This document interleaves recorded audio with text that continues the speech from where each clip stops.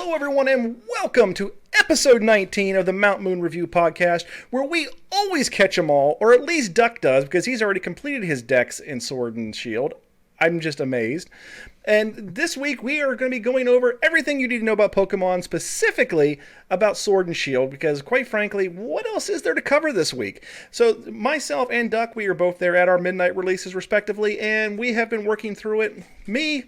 I actually, have responsibilities in life, apparently, and have not been able to complete the game yet. But Duck, intentionally gave himself so much time over the weekend that he has pushed through, completed the Pokedex, completed the game, and now he doesn't know what he's going to do with himself. But I know what I'm going to do. So how the heck you been, Duck? Really good, and I'm really tired.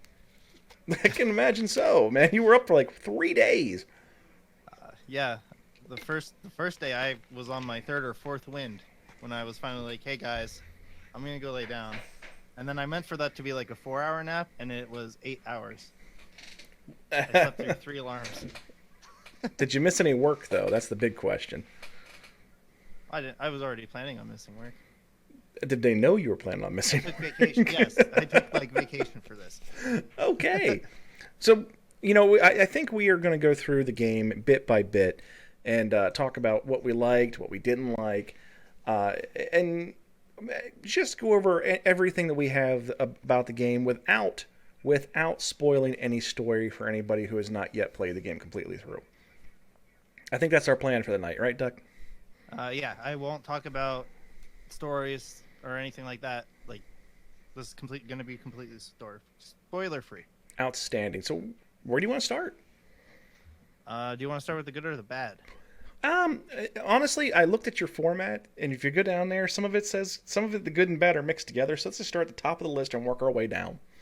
Okay. So first thing I liked about it is the new user interface. It's pretty crisp, I got to tell you. The ability to jump into your not your Pokédex, the PC from by the push of a button while you're looking at your party is amazing. Yeah, just quite not having to go through, drill down into the menus to get where you want to go is just outstanding as far as I'm concerned. There's been so many times in the old games where it's like, oh crap, I got to switch something. One, you don't have to go. Your boxes are linked, so that's a great thing. You don't actually have to go to a Pokemon Center and go to a computer like in the old days. That is the absolute biggest time saver. It is. It really is. And it was just pointless, really. I mean, let's look at the logic of this. I throw a Pokeball. I catch a Pokemon. Now, I don't run back to the Pokemon Center and deposit it. It automatically gets sent to the PC.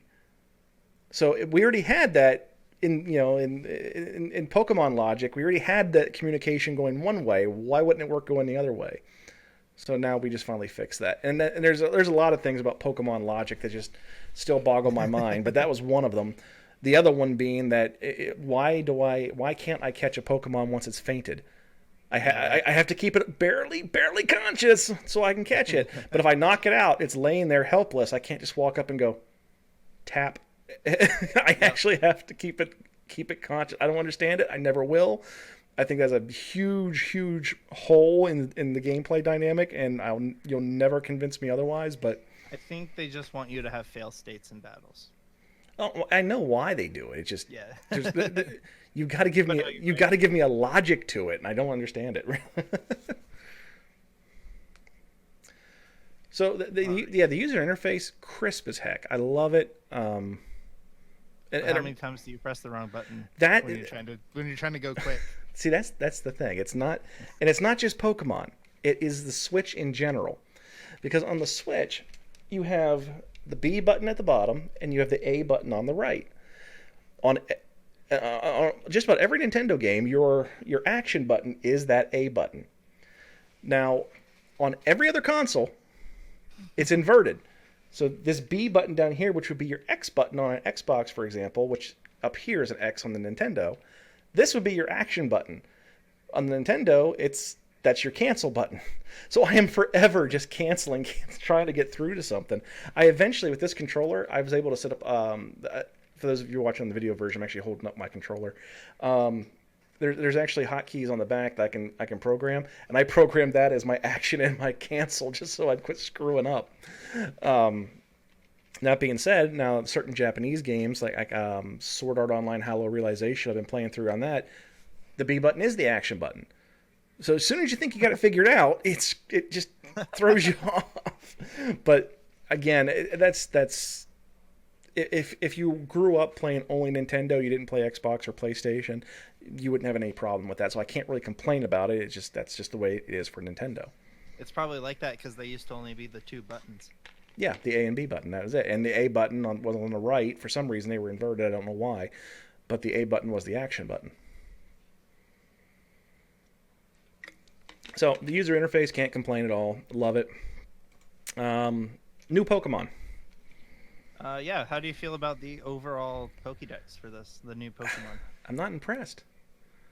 I mean, I'll be perfectly honest. I mean, there's not in every generation we've had Pokemon that like, it stands out like this is the Pokemon for that game, and I'm not just talking the starters either. Like everyone's had that one, in Red and Blue it was Mewtwo. Everyone that was the Pokemon that everyone had to have. That was the latest greatest thing. It was the first greatest thing. And then in the subsequent games, you had that one or two that was just like, this is the one, this is it. Well, so you're talking legendaries. Not just legendaries. I mean, there's other games out there where everyone is like, this is this one is great. This has a great design. This is one, everyone had it in their party for some reason. In this one, I actually think that the Pokemon of this game that everybody seems to be using is Corviknight. I have a Corviknight. I don't use it. I had it in my party just because I wanted to stock up on air types, and then as soon as I didn't need it anymore, I put him in the box. I think he looks cool as hell, but he's not useful to me. Yeah, all four of the people that were that were over had it in my house.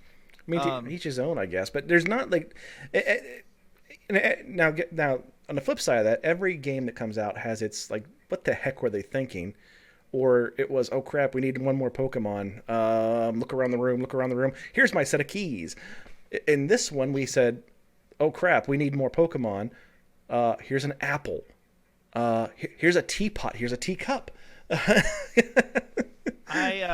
so the teacup is kind of lame. I do like. But there's a ghost in it. I do like the ghost in the teapot. I think it's a cute. The ghost is cute, but the teacup is kind of meh. For me, but for you're talking about Applin. I am. It is like kind of like a little dragon, but it's a worm that hollowed out the core of an apple and lives inside the apple. It is, yeah, I know. It's an apple, dude. Well, no, it's what's inside the apple. Like, do you think Crustle and Dwebble are dumb because they're crabs inside a rock? It's an apple. It's not an apple. It's an apple. And then when it evolves, it turns the apple into wings. What's its name? What's its name? Applin. Applin. Exactly. It's an apple. And then it evolves into Flapple when it turns the apple into wings. If you excuse me, I'm going to go eat some Scrapple. But no, like how I feel about, I think this is a solid generation. I don't see. I don't think. Okay, let me stop myself before I stutter more. Okay. I don't have like. There's not ones out there that are like, this is stupid, this is bad. I'm just saying there's not that one or two standouts or just aren't there. But I think it's a solid dex, and I think from a competitive standpoint, we are looking at very diverse groups. We're not going to have like everyone has a Mega Rayquaza. We're not going to. I don't think we're, at least not for a while. We're going to see more diverse groups for a while anyway. Well, I think they built the meta, like the abilities and the stats on the Pokemon, like really nice. So there's going to be it's going to be Weather Wars. So then you'll have like, these are the best Pokemon for if you're using Rain or if you're using Sandstorm, or so that's probably what I think the meta is going to end up looking at. There are a couple Pokemon that are just good no matter what team they're on. And so we're getting, they're not all the cool ones. So we're kind of mirroring the TCG meta we had there a couple months ago, where it was all stadium cards. That's all that mattered was the stadium cards. Oh yeah. Every deck was built around the overpowered stadiums. Yeah. That's kind of a good analogy for it. So. But yeah, I think it's like a solid, like, I would rate it as mostly good. Mostly good. There are a Mostly few that good. are kind of like meh to me, but there's none that I like absolutely hate the way I hate Klefki. But there's just nothing that is like that is when I see it, that is my Pokemon. Like Greninja. Like I love Greninja. I love Decidueye. You know, like when I saw Decidueye, I'm like, that Pokemon speaks to me. That Pokemon is like in my heart. I thought that was Charizard. What? I thought that was Charizard. Oh no, Charizard is and always will be the my number one. But Old Dirty Dan there. I mean, come on. yeah, oh, poor Dirty Dan. What do you mean, poor Dirty Dan? Something happened to Dirty Dan? No. Oh. I say something happened to Dirty Dan and Clean Steve. For those of you that don't know, I have a Mega Charizard plush I keep in my backpack. And it's been in that backpack, in that pocket, never taken out for like 5 years. And I also have a Psyduck I put in the other side like a year ago. So that was Dirty Dan and Clean Stan. Clean Stan. I keep saying Steve. And Yeah. who was it at Worlds you ran into?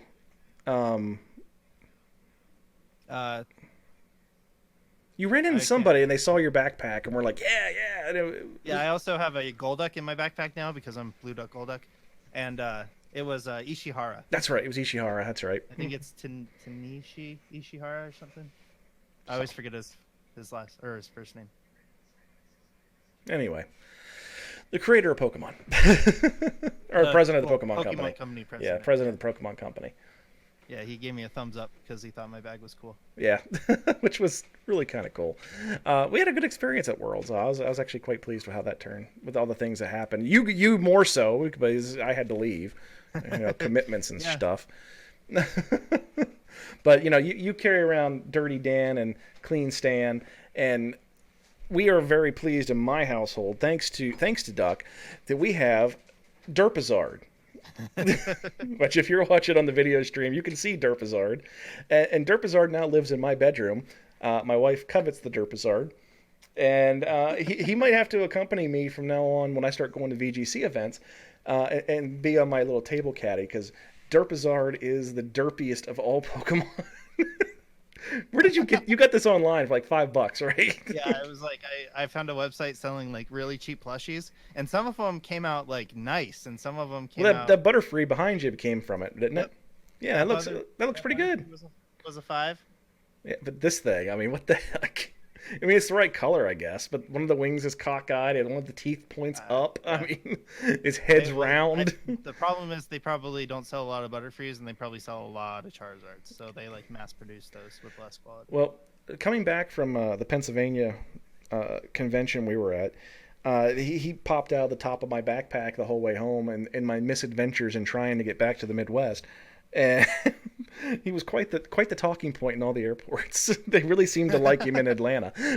It's funny. But so Derpazard is here, and my wife thanks you very much for Derpazard. She's welcome. So we're not going to spoil it. I promise people we're not going to spoil it. But what do you think of the story? And I can't attest too much of the story because I just beat the Dark Gym. So I'm only 6 badges in, and the story hasn't really kicked off for me yet. I mean, there is one character that kind of, pops up every so often after you do something notable, and pops up and kind of pushes the story along a little bit, but not very much. It's really, you're getting like tiny snippets of a story, and from my understanding, now that I've beat the 6th gym. Now the story's going to start picking up. But it seems like, from the start of the game up to like the 6th gym, you're just kind of getting backstories about a story before you really start kicking into the main storyline for the game. Is that accurate? Yeah, pretty accurate. Some of the stuff kind of makes sense once you have more information later. But I even the part you're talking about, I don't need a good story in the Pokemon game. Like, I'm playing to get shut to your the mouth. game. But like this story, like when I played Sun and Moon, I thought that was the best story we've ever gotten in a Pokemon game. But then I tried to replay Sun and Moon, and it was awful. I cannot. I'm like, I don't want to go through this again. It's too much. It's too much talking and stuff that I know doesn't matter. Yeah. But I have like this game. It streamlines it a lot better. Well, we're talking about the story right now, and further down in our format, we're going to start talking about the NPCs. I'm going to skip ahead to the NPCs because you're bringing up Sun and Moon and referencing it to this, and there's something I despised in Sun and Moon that I also now despise in Sword and Shield. Would you care to guess on what that might be? Your rival? Your rival. God dang it, I hated Hal, and I want to see Hop hit by a truck. I hate him or her, whatever it is. The androgynous rival. I don't like it. It's annoying, and he's just like Hal with his mannerisms and just hyperactivity. It's like, dude, chill the hell out.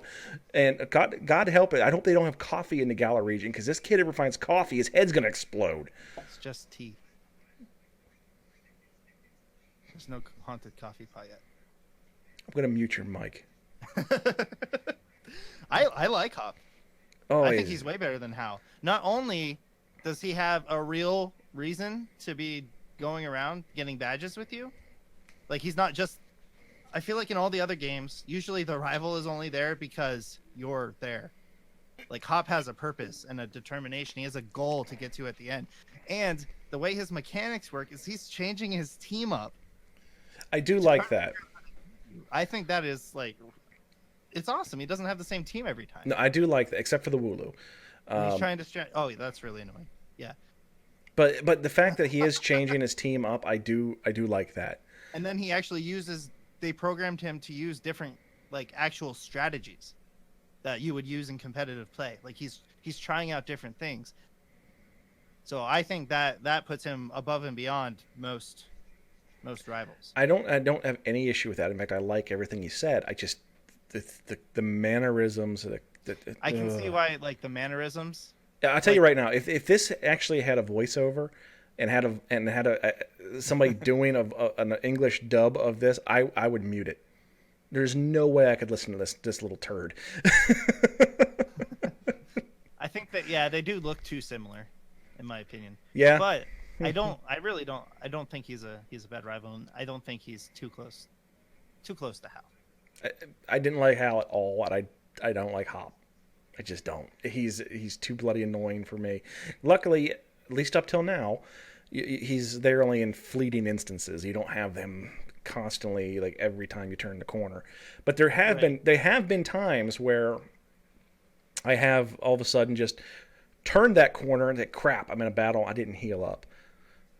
But I think Sword and Shield has added a very interesting dynamic to that, and it's something I am just tickled about. It's in all of our other games, and this happened to me even in Let's Go, because I forgot this happens. When you're on the SSN, you turn the corner, boom, there's your rival again. Or no, it's Blue. Blue's standing right there, and he just Pidgeots you into oblivion because I forgot he's there. In the Sword and Shield game, now when you run into these NPCs and are like, okay, let's fight, you're like, maybe in a few minutes.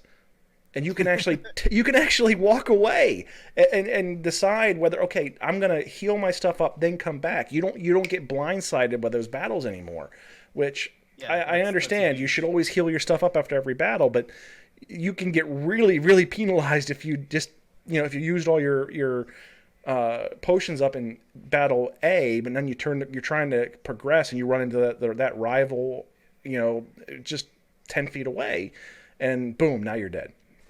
And they've solved that just by saying, hold up, I'll be back, and giving you that option, which is great.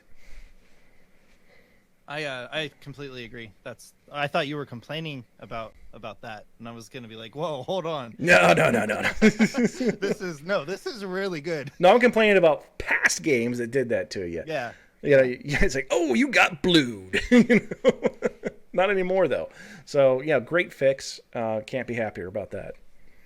And I guess part of what goes along with the story is the map. Mm-hmm. The map's almost a character in and of itself. Because I like how you can look at this map and you're like, I have no idea. Yeah. I have no idea where I'm going. No, a Like, lot of times in the wild area, I've just gone off in a direction, and then all of a sudden it's like, oh, I recognize this place. It took me a while to yeah, find it again, but yeah. I love that about the wild area, but we'll talk about the wild area last. Um, but I mean, like the map, like the progression through the region that you take, it's like you can't look at that map and tell me where you're gonna go first. yeah, no, there's a lot of there's a lot of christening and crossing back over former routes, and you're not just taking a linear path. You have to, while it is linear progression because you have to go to the gyms in a specific Right. order. It doesn't. At least they're honest about it. They're saying, yeah, you do have to do this in a certain order. But that being said, you can go different routes to get there, or you can. After you've beaten, Gym 3, you have to go back through the city where Gym 2 was to get to Gym 4. I'm just picking numbers out of my head because I think that's what they were. And I'm not trying to spoil anything, so maybe I'm randomizing. You don't know.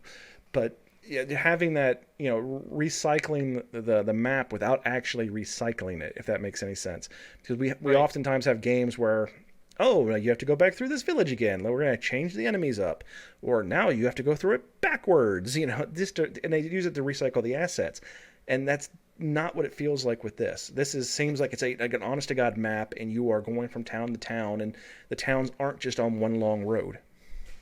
It's almost in the vein of like if you play Metrovania games where you have to backtrack and go through somewhere, but then you're like, oh, now it's a shortcut. It's convenient that this is here, not like, oh, I got to go back through that again. That sucks. Yeah, so I mean, I like the map. I like it a lot. It's having some of the towns having their own unique feel to them is good. I think some of it's a little stereotyped. When you come into the town, there's one town in particular that has like a desert theme to it. That's exactly what I was thinking when you said that. I'm as soon as it loaded up and I started playing the music, I'm like, I'm not sure, but this might be racist. That's one thing I wanted to say about the cities is that like they've been trying to update the populations in the cities for a while, but now cities feel lived in. Yeah, Like there it and feels like a living world now. I don't know what they did different because I know they've been putting tons of bodies in the cities since like Generation 5, but like it's never felt. I guess it's because there's people walking around on their day-to-day lives. the characters aren't just static. They're moving around. They're not just on a linear back forth back forth. I mean, you had that whole bridge full of people in black and white, but like I don't know. I don't know what it is. I can't The figure out what characters they did. there's characters you can interact with and have a conversation with, like you have with any Pokemon game, and there's other ones that you can't really like. They're not like actionable. You can't go up to them and hit them, but they will have little bubbles that pop up, and you can see their conversation just as you're going by, and they're not talking to you. They're not even it has nothing to do with you. They're having a conversation with themselves. Now it's just text. You're not actually like hearing like ambient voices like you would in a game Right. like Assassin's Creed, but it still is. It's an addition. It adds something new to the game. It's a good dynamic, and it does feel like the cities are lived in, and the cities are not just like 90-degree turns in roads. Roads actually curve and they bend, and it's just the ability of the Switch compared to like the Game Boys, but it adds a lot to it. It really does. The cities aren't any bigger than they were in former games. They're they Right. are still rather small, but it gives it a bigger feel. It seems oh man, I just lost my train of thought. Well, there is a train, and you can Oh, ride the train. so this is actually something that I didn't like about it is that you are not rewarded for talking to everybody like you have been in other games. Yeah, I Normally, actually there's like one solid item in every city. Like, oh, I'm glad I talked to this random person sitting at a table in a hotel, or else I wouldn't have gotten the lucky egg. yeah, there was lots of it where I started skipping like having those random NPC conversations. And here's the thing: this is not a spoiler. This is just a helpful advice. If you were wondering how you get your Eevee or your Pikachu for having a Let's Go save on your game, I completely skipped it, and Actually, I had to get hold of you to ask you where the heck it was at and how to get it. When you come to the train station for the first time and you get off before you walk into the wild area, There's two kids talking in the corner of the train station. Go talk to them. They'll hook you up. Yeah, actually, shout outs to Verge18. I'm pretty sure he's the one that figured that out.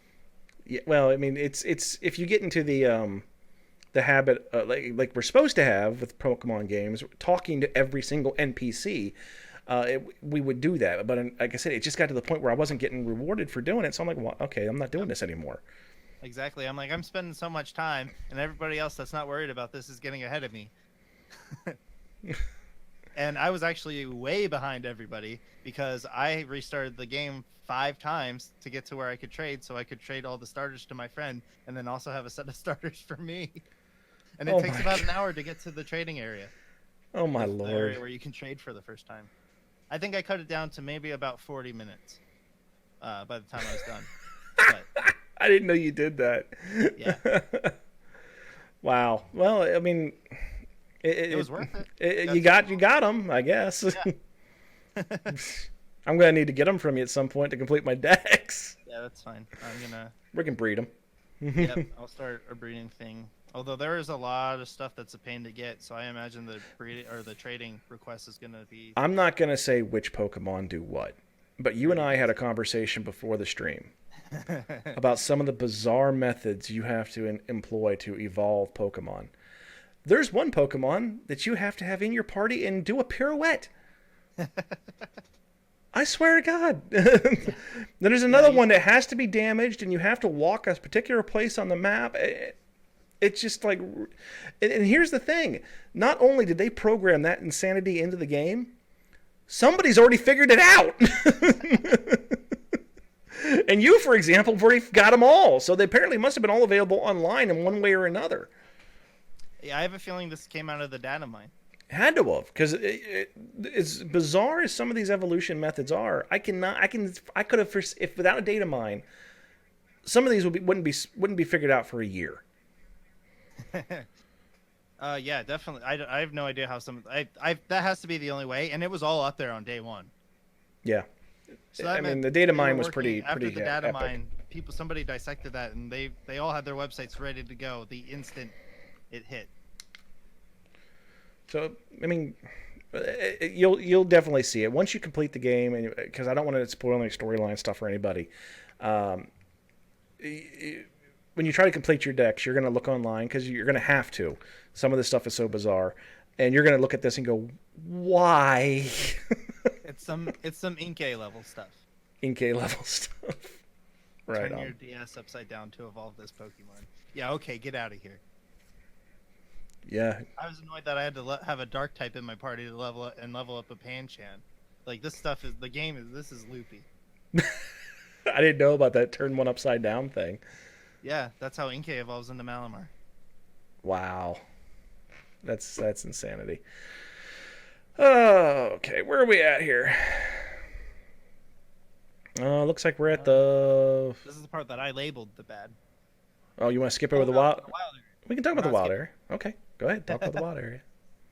So, I've always kind of thought, Heart Gold, Soul Silver. That if you ask me what my favorite Pokemon games, that's it. I think that would be what most hardcore players would answer. Because there's something about when your Pokemon follows you that makes I don't know what it is, but it definitely works on me, and it works on a lot of other people. Meh, not me. Get your ball.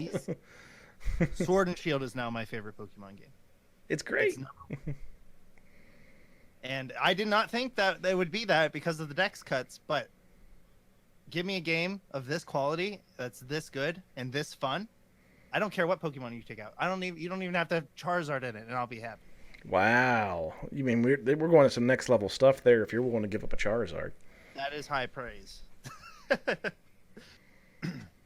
No, I would be sad if I didn't have Charizard. And I feel bad for if your favorite Pokemon is, Swampert. And no Swampert, there's even some very popular Pokemon. A lot of people probably like Dragonite.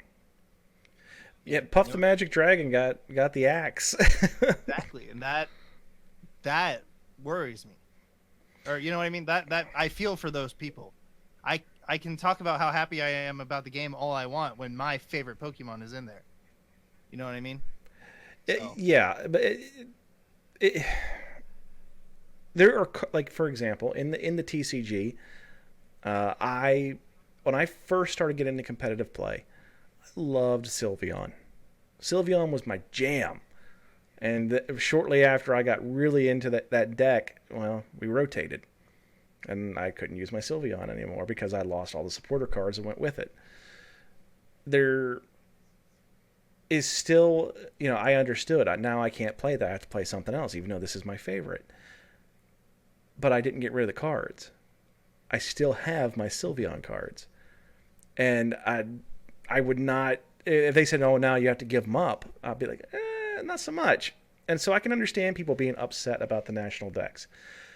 That being said, I can understand from Game Freak's perspective everything that got put into this game and what they're trying to do with it. They're trying to revitalize the VGC.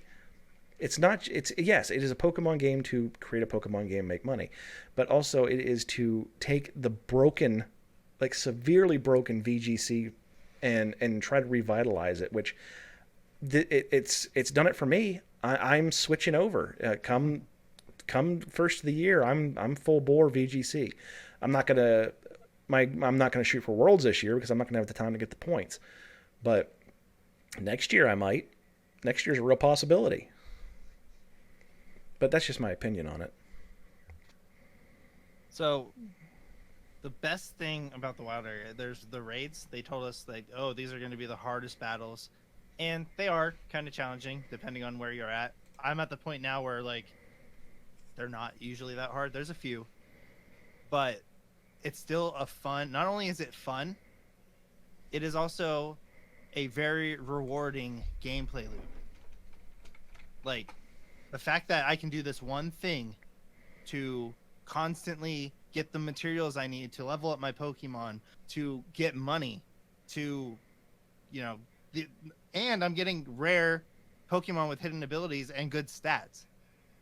Yeah, you're not just running into the same kind of stuff you've had in the past where I'm going to enter Route 1, and these are the 5 or 6 Pokemon that are available on Route 1. You have, in the wild area, you can go anywhere. You can go any place in this, and they do limit your access through where you can go with your bicycle and stuff like that, but it opens up further, and it's kind of hidden that you don't even realize that you can't do something until it allows you to do it. So in that aspect, it's really well designed. But you're going to the wild area to catch new Pokemon, but also you're grinding, but it doesn't feel like a grind. You are actually able then to go in and just, I got 2 hours to burn right now. I'm just gonna go play in the wild area, and you can 100%. catch your new Pokemon. You can grind up your current team, and then you're ready to go for the next battle. Or once you've done your end game content, then you can start leveling up your stuff and getting it ready for competitive play, which it's only a couple months away, folks. Duck will probably have his all maxed out level 100 by the end of December, probably every single one in the decks. But it's definitely it doesn't feel like I'm just gonna run up and down. Which game was it that had the reset like Cattle Bell that could reset all the NPCs? And which one was it? Rebattle them? Yes. Which one? First Seeker in in Gen 3. In the Gen 3 one, there was an area you could go and you just boom boom boom boom battle five NPCs, ring your Versus Seeker, boom boom boom boom boom, do 5 again, ring the Versus Seeker, boom boom boom boom, and that's what you did. And it was so obnoxious. It was the easiest way, but it was obnoxious. Just battling the Elite Four over and over and over again. That's what I do. I just go in and I battle the Elite Four over and over and over again. At least in Sun and Moon, they changed up who the final challenger was every time, but it still was an obnoxious grind. I actually never replayed the Elite Four in Sun and Moon. Well, you're missing out. but the grind of the wild area, infinitely better, and you still you still have the opportunity that you could be catching new things, seeing new things, and you might even get a new Dynamax. I mean, who knows? Oh yeah, so early game we got a Dreepy, the pseudo legendary, the Ghost Dragon type. We got that before we had our first badges. And why didn't you message me and tell me? Uh, I was kind of in a social media. I wasn't paying attention to any social You media at forgot. You all forgot weekend. about me. I You forgot. didn't forget about you, You just but didn't I didn't. care. No. I just didn't hear from you. So Don't listen to him, Derp Bizarre. He doesn't love us anymore. but yeah, I had Impotent and Dreepy in my party before the first badge. Wow. That was pretty awesome. Like normally you gotta have like 5 badges before you can get Impotent, but the wild area has a chance for any Pokemon, any Pokemon to spawn. Oh no, it was Axu. It was Axu before the first badge. Dreepy we got later because I remember one of the guys that really wanted him had left right before we found it. Well, that's how it works, you know. Yeah. I'm sure if I was there and I left, you'd catch a Mimikyu right then and there. Exactly. Oh, Mimikyu's one of the hardest ones to get, by the way. Thanks, jerk. You're welcome. I'll breed you one. Yeah, thank you. So, I mean, do you have anything else about the wild area, man? Because I think it's the best part of the game. It 100% is. It's the best thing they've ever done. I hope that they can keep something like this in the game. I hope it's not something that eventually gets cut. Well, speaking of new things to the game, I think the wild area is the newest, greatest, latest, greatest thing. I looked at your trading card because if you haven't played the game yet and you're for some reason you've been under a rock and you're waiting, one of the first things you can do once you start progressing in the game is you create your league card, which it's a trading card. And all the main characters when you encounter them at some point or another, even the guys that are like your bitter enemies. Well, here's my card. For some reason, it's goofy, but it's Pokemon. So what are you gonna do? But you create your league card, and you can create how you're posed in there, the backgrounds, and you actually can accumulate things to change the card going forward. I looked at your card, and I looked on the back, and I saw yes, you may have completed your Pokedex. You haven't even touched your Curry Dex. Oh yeah, that's one thing that was I meant to put that in the bad section. That Pokemon camp is kind of dumb. Yeah, I don't like it. It's like I can see why it appeals to to some people. Like it's kind of cool to see your Pokemon walking around in there, but like for what drove me through the game, it was not. I didn't even go to the camp till after I completed or until I was trying to get friendship evolutions, and that was the last thing I got for the Pokédex. I got all these ingredients. I think I've made 2 curries, and I literally just threw some random berries and crap together, Yeah. and I figured out that the concept is supposed to be that if you're out in the wild area, you can just throw the campsite up, and you can then take and create your curry or whatever it is, and it's supposed to replenish your health. That way, you don't have to run back and get potions and whatnot. But it's so unappealing. I'd rather just run back and grab the potions, if I'm being perfectly honest. They always do and interact with your Pokemon way. They had the Pokemon Me, and then I don't remember what it was called in Sun and Moon, but there's always been a way, like a place where you can like throw a ball or like feed your Pokemon some food or something Or like that. brush it off at the end of the battle. I mean, it's right. And I've never really used those mechanics whatsoever in the slightest. I really don't like that it like heals you from status ailments. See, that was the thing with Sun and Moon. I actually I did use the end where you could brush them off or anything because it got rid of statuses. So Right. that's But then eventually your Pokemon just are immune to statuses by the end of the game. yeah. To me, I feel like it takes away a mechanic that does suck, but like I feel like it's necessary for Pokemon to be Pokemon. You know what I mean? I can tell you right now what's going to happen. I'm going to complete the game because I'll do the story first. Then I'll go through and I'll complete my decks. Meanwhile, I'm going to be working on creating a competitive team. The very last thing I'm going to do is get on a website, learn what all the curry recipes are, and complete my curry decks. I have no driving force to complete it. It does not appeal to me in any way, shape, or form. The people that this is going to appeal to are the people that play Farmville and other things like what was that, Nintendogs? Remember that? Remember Nintendogs? Yeah, it is Nintendogs. It is Nintendogs. It's exactly what it is.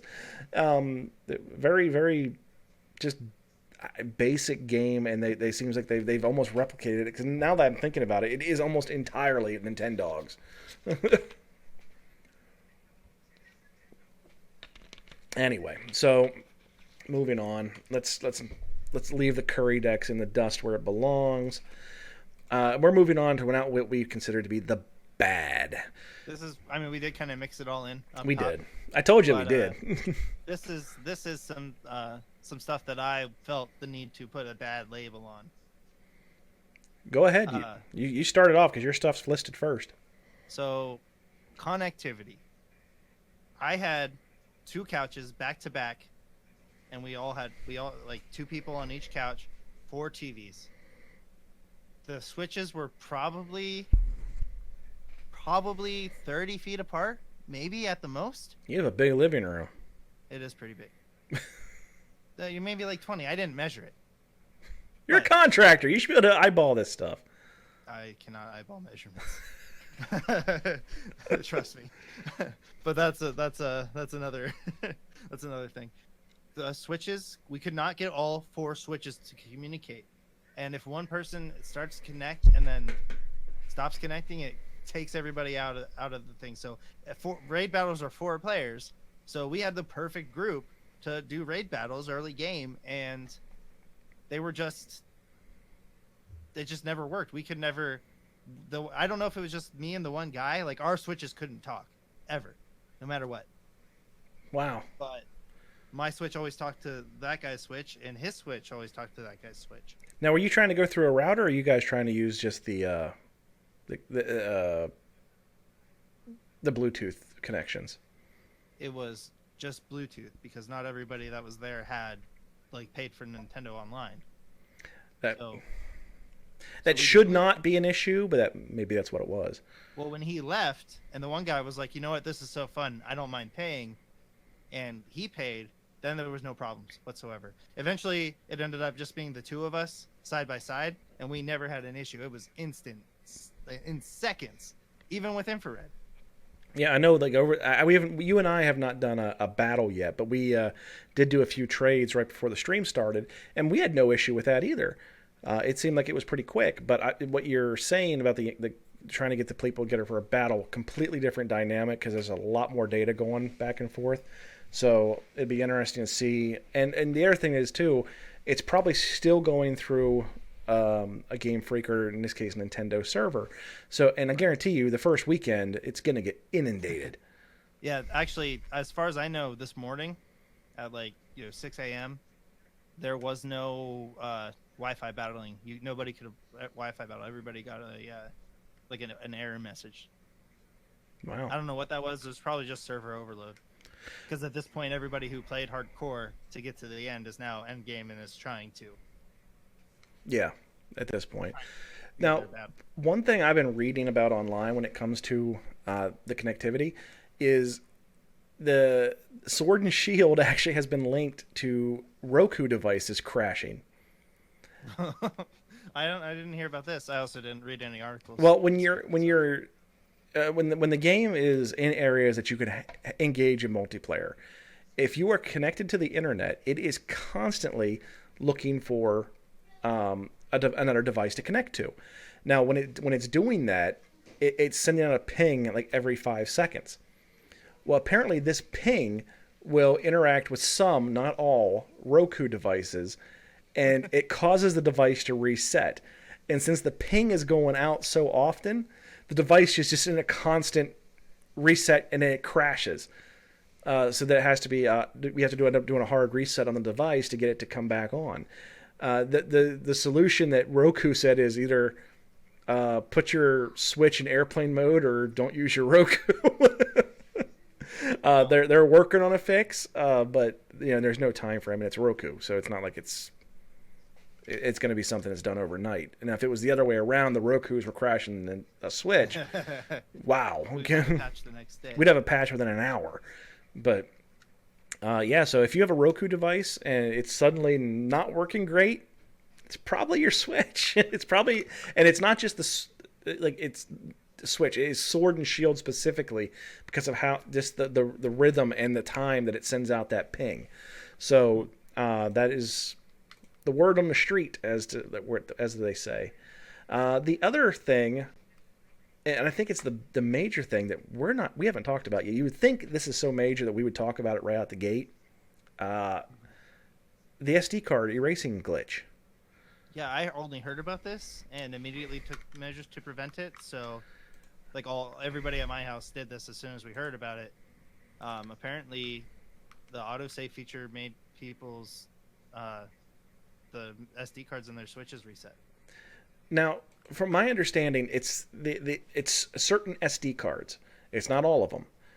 It's So certain like a ones with. brand or something. Well, it depends on the file allocation table on that particular SD card. From my understanding, there is one that runs off of VFAT, another one that runs off of another version I'm not familiar with. I'm not into that stuff as much as I used to be. And for whatever version, this one particular version, it is the autosave feature, and it's not even very often. It's being reported that it's happened, but it's not like it's like a widespread thing. It is going through and wiping the SD card. I have not turned off my autosave feature. I have not had a problem. I've said it out loud now, so most likely my Switch is going to crash, and I'm going to sit here and cry myself to sleep tonight. But it was huge on all the forums and everything about people's, oh my god, it's Pokemon Armageddon. One person. There's been multiple reports. There's articles out, but it's not like it's the most widespread thing in the world. Right. So I'm curious if somebody did something dumb and blamed Sword and Shield, and then everybody ran with it. It's possible. I mean, we haven't seen any videos or anything like that happen, or any of the big names coming out and saying it happened to me. It's so it's very isolated. That's why I decided just to leave the autosave alone, as opposed to turning it off. I figured it's more. I usually use all name brand stuff. I don't really venture out and get the cheapos, except for when it comes to controllers. But when it comes to stuff, particularly for the console, when Microsoft came out with the Xbox, I absolutely loved the Xbox. And I ended up signing up to beta test. So I ended up beta testing Xbox Live. That was my big thing. And I got all kinds of swag for it. It was amazing. I got all kinds of games. And I was like a complete Microsoft mark. I mean, you told me, what console? It's Xbox or nothing. And then when the 360 came out, I actually bought that with my Nintendo credit card, which is another story in and of itself. But my first 360 had a red ring of death. And when I spoke to the rep to get it sent in to get a new one, which I figured this is no problem, they're going to fix it. As soon as they heard that I had a non-name brand external fan on the back, the girl on the phone actually chuckled and said, "Well, that's not covered under warranty anymore." I was blown away by how ignorant this person was. I ended up fixing it myself. But regardless, I was so blown away by how ignorant that person was. But I did learn that I don't use off-brand components when it comes to my consoles. And if I do, and this is my advice to everyone else, never tell the company. Regardless. But since all my stuff's name brand, I just decided, heck with it, I'm going to roll with it and just hope for the best. Yeah, well, just, in case, if anybody did have their stuff deleted, let us know so we know there's, yeah, real stuff out there. So, next, we've already touched on this a little bit, and that's the NPCs. Well, here's what I was in my head when I typed this, was the NPCs you get in the raid battles. Yeah. Yeah. They have a Wobbuffet. You could get a Wobbuffet on your team. Guess what Wobbuffet doesn't do? It doesn't attack. It's all setups. It reacts to being attacked. Yeah. So I've only seen it counter one move ever. And I've probably done over 100 raids. I like it when you get useless on your team. And when you get to the higher raids, they get shields. It doesn't matter how much damage you do to them, but they'll have like a four sections of a shield. Every time it takes an attack, the shield goes down. So having an NPC that doesn't attack and doesn't take those shields down, so you can do damage to it, is completely useless.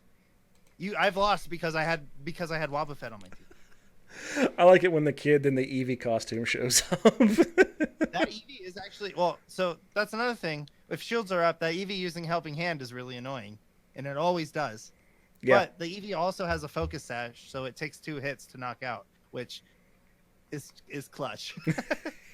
When I see, if I get happy that there's a Magikarp in my raid, and that means you have some really bad Pokemon in the raids. Yeah. So you have, for those of you who haven't played yet, whenever you come up on these raid battles, you can try to connect with other people. And I'll tell you this, I've tried and I've never got any randos. Ever. You gotta have something good. Yeah. Pretty much just the Gigantamax raids draw people in. Yeah. Every once in a while, like I'll leave it up for like a minute and a half. And if nobody joins by then, I'll get out. But like, some of the Gigantamax, because they're so rare, they're very rare, people. Then those really draw a crowd, and I'll always try to jump into those when I see them. Yeah, I have not had any randos join me at all. So I end up playing with the NPCs, and some of those NPCs, like you're saying, are just like, oh, they're cringeworthy. They're like, if this was an upper scale battle, I'm not gonna win. And they don't change. Whatever you're seeing now is possible in the late game. So get used to it, folks. My advice to everyone is join our Discord server and arrange for raid battles. Yeah, that's definitely my. Yeah, so that's just that's a complaint on my part, is that. But when you listed NPCs on the format, and I'm like, yeah, there's some of these. No, I'm looking at these jokers that are built into the game. Like there is a cop NPC that it is like haunting. That as soon as you have an interaction with this guy, the way he just starts, like the animation he has for laughter, and it doesn't stop. It just keeps going. It is haunting. You'll think about this later on and be just like, ugh. And you'll be wondering, why would you program that into a game? I know what you mean about the fat cops. My least favorite NPC is the black belts. They have like this like look, and then like when you're running around them, they like follow you. Hey, you wanna know what it looks like? It looks like this. It looks like Derpazard, man. It doesn't look like Derpazard. It does look like Derpazard. They're like, yeah, it's rather just, and a lot of before, like in previous games, like, okay, here's Bug Catcher Nick, here's Bug Catcher Tom, These, they spread them out a little bit. In Sword and Shield, you'll walk into a room and there's 3 of the same dude standing there. Yeah. It's just like, really? I also don't like the male Team Yell guys, because they're like, they don't have a neck. Like, I can see the person that looks like that in real life. Yeah, let me tell you about the person like that in real life. And this is me. I almost feel kind of elitist for this. But when I went to my pre-release, now I'm in the Midwest, so my pre-release was at 11 p.m. Don't ask me why, but it was. And so I got there probably about 10:30. I looked inside, and I'm like, I'm just going to sit in the car for a while. What's the point? So I sat in the car, played on my phone, looked up stuff, tried to see what kind of leaks were going on. And then I finally, about a quarter of it, said, I'm going to go inside. I go inside, and oh my God. Did I ever just, honestly, I sat there after a few minutes going, I kind of feel like this is why people look down at gamers. There were so many people in there. My favorite was the guy that showed up in torn up sleep pants, leather dress shoes, a shirt that was too small, a cowboy hat, and he had his phone clipped on. No, and he had his phone clipped on the sleep pants, and he was probably pushing 60. And there was other people in the room that I was looking around like, oh my God, so many sweatpants. And then every once in a while you'd look around and like, wait a minute, who's that little squeaker? Why is this kid here this late? But there was like a couple of guys that were in there I just ended up started talking to just for a few minutes, and we were all kind of like I don't want to be associated with these people. But then I play the game and I'm like, oh, so Team Yell is the people that go to midnight pre-releases. That's funny. I was in the store. We wanted to get pizza, so I was there early, and I'm generally first in line for most games. Yeah, there was a guy who I guess needed a ride to the store, and the only time we could get a ride was at 4:30. So he stayed in the store from 4:30 to midnight. How'd he get home? he wasn't. I guess that's when the person's shift ended, and he got picked up right after the like right after. I'm sorry, if I'm the store, I'd have thrown his butt out. He was. I think they wanted to, but the guy at that store is actually pretty nice. He That's 8 hours, man. he wasn't paying attention to the line when we formed a line, and like my group was in the front. I just happened to be standing where they said to start it, and then they're like, "Okay, so this is going to be the front of the line," and I was like, "Hold on, where's that guy?" It was like way back there, like 20 people back, and I'm like, "Get up here, dude!" Where's that guy? He was first in line. Oh, look at you, good guy, Duck. Well, I couldn't. If it was me, I would feel like I don't know. Some kind of way. Yeah. So I felt for him. You gotta give him props for being that dedicated to getting the game. I guess. Hopefully, he's not the one with the SD card error. Hopefully not. He might end up. We might end up finding him somewhere. I also enjoy the yearly debates with people that think they know about Pokemon. That was another thing going on there. I am literally going in there, and my hope was to stream when I got home. Unfortunately, I live in a very, very small house due to a series of unfortunate events that I'm stuck in for about a year. Those were good books. What's that? Those were good books. Oh, jeez. So behind this screen behind me is a bed, and my wife was sound asleep in there, so I wasn't going to stream and disturb her sleep. But since I had prepared to, I was wearing this hat. Now, everyone knows me. I always wear this hat, especially when I do anything on streaming, because people started to recognize me for this hat. Even my little avatar characters are wearing that hat. And people do not know this is the Pokemon Professor Program logo that's on this hat. It's not something I created. And people that come in there and they start talking and trying to talk smack like they know what they're talking about. And you try so hard to be quiet and keep your mouth shut. But eventually you just have to go, listen here, son. But I was also wearing my official merchandise, which has my avatar on there, and on the backside has our Twitch address, soon available for purchase. And it was just like, really, you people are going to argue with me right now? I mean, and even when I could pull up PDFs on my phone because I keep all of my resource documents available. You're still trying to convince people that they're stupid. Now, for somebody like Duck who can tell you, okay, Duck, at what level does Charmeleon evolve into Charizard? 36. What level do you want to hold off on allowing it to evolve into Charizard in order to get Flamethrower? Well, now it learns it before it evolves, but before, I think it was like Fire Red, you wanted to level it up to 37 so it would get Flamethrower. See, this is the kind of stuff that people are going to try to argue with Duck about, and they're going to lose every time. So, yeah. The last thing you have on your format that you typed up was difficulty. Why don't you give me something on that? 'Cause I didn't really write anything on there for that yet. So the difficulty, the story was very, like, I was happy with the challenge. I wasn't really scared I was going to lose that much, but I also stuff was getting knocked out. And for somebody like me, like when I played Omega Ruby Alpha Sapphire, I wasn't doing a Nuzlocke, but I also only had like one Pokemon get knocked out throughout the whole game. And it's been like that, except for Sun and Moon had some the trial battles were really bad. Some of those were really hard. But other than that, like, it's never been a challenge. And like, I thought it was annoying that it's like, okay, the whole game's easy, and then you have this one battle that's hard, and then it's all easy again. This was like a steady challenge, and even I was pretty over leveled, I felt, and I was still like, getting knockouts. They had the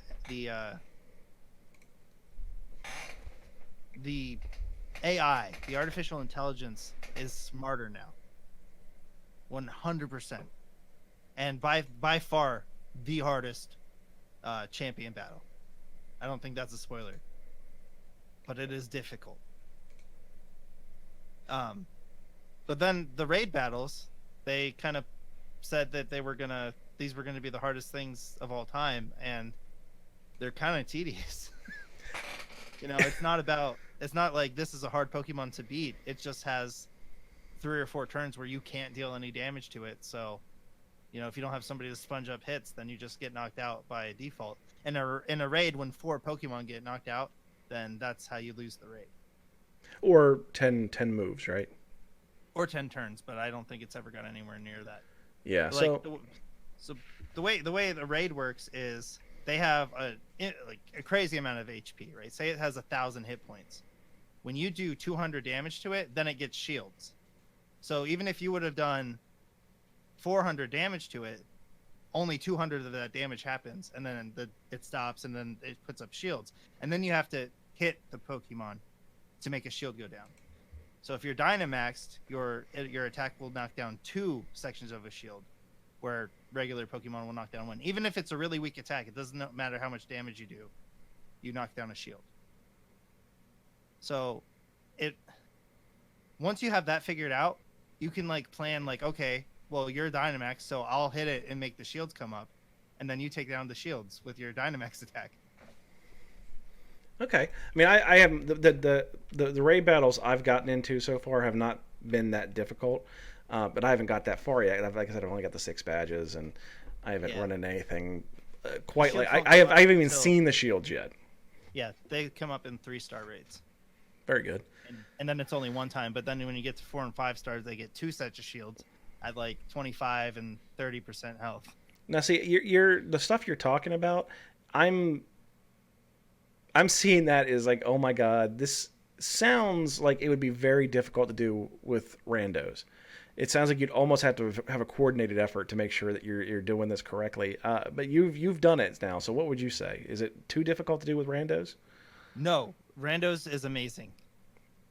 Okay. As long as you are attacking it, that's all you have to do. There's no I'm gonna set up and make my stats higher.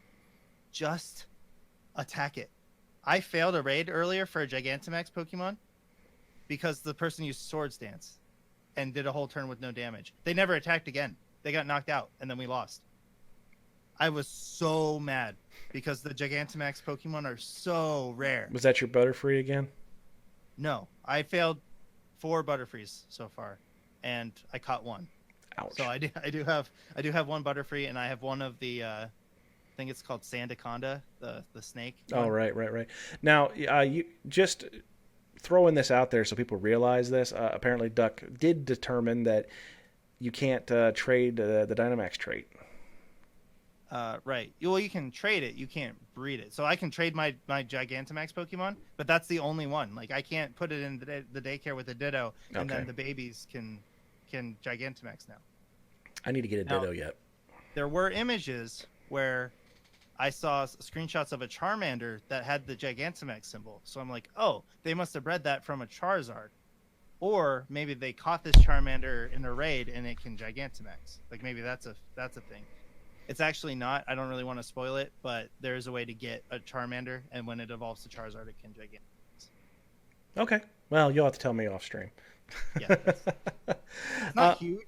Most people probably wouldn't be mad to know, but I don't want to. I don't want to be the dictator. But we know that guy. Yeah. And he's no. This wasn't even about him. But everyone, I'm saying, you see, you went to the fact that we actually know a guy that is like that. But no, I'm talking about, we all know, quote unquote, that guy who does not want to be spoiled on anything, and thinks that. I'm sorry, folks, but guess what? Bruce Willis is dead. And there are people now that would still get angry at that, even though that movie's been out for how many years now? Anyway, it does ruin some movies. I'll never be able to watch 7 now. What's in the box? Yeah, I used to make that joke because it's quoted a lot, and I didn't even know what it was from. And then somebody told me, and I'm like, oh, I guess I won't watch that movie then. Yeah, we do not spoil stuff on the Mount Moon Review podcast, but it was ahead. Anyway, so moving on. I think that's actually all we have for this week, because this is all just a Sword and Shield review. You have on here, the name of the episode is going to be The Galarian Adventure. I was going to do a Halo reference, say I am your sword, I am your shield, but I might go with yours. But I'd like to thank everyone that came out and listened to the podcast. We are here every Monday night, 8:30 p.m. Eastern Standard Time, or 7:30 Central. You can also listen to the audio version of the podcast on iTunes, Spotify, Google Podcasts, and a lot of other platforms that for some reason just picked up our feed because I never submitted it to them. So if you find it in other places, let us know about it. I'm kind of interested. You can catch me on Twitter at _Raspberry01. You can catch Duck on, that is his Twitter account as well. You do have Twitter, don't you? But you never use it. I use it to read people's Twitters. I don't. You need to start posting, man. It can be fun. I'm starting to do it a lot more on Twitter than I am on Facebook. But I am available on Facebook at _Raspberry01. Now, if you would like to find Duck and myself, you can go on Facebook and just look for @Mount Moon Podcast, and then there's a page that we both are administrators on, and we both make posts on there. We try to do some news articles. We're probably doing a little bit more of that. I also stream here on Twitch on this very channel at twitch.tv/the_Raspberry01. Duck can also be found on Twitch at twitch.tv/BlueDuckGoldDuck. Now that is Blue Duck Gold Duck without the E, folks. Don't ever put the E, get the E out. Do you have anything else you want to plug tonight, Duck? I just want to shout out our Discord because that is going to be a great way to make sure you have the trades you need to complete your Pokédex. And I also want to set up some sort of battling league for, maybe cash prizes. We'll see what happens. That would be outstanding. If you, as soon as the podcast is over, I will post that on Facebook and on Twitter. If you are at all interested in that, I'll have a link set up on the Facebook page. Just look on Facebook at Mount Moon Podcast. Other than that, Duck, get us out of here. All right, guys. Until next time. Remember, if it's too good to be sword, it's probably shield. That was just bad. Good night. Just because your card is magic, you think you're safe because you killed my life orb. Baby, do you dare to not flinch? Cause I'm coming at you like a dark pulse. I know you're gonna throw. You're gonna throw a storm. But I got that lucky chance. There's no critical hits.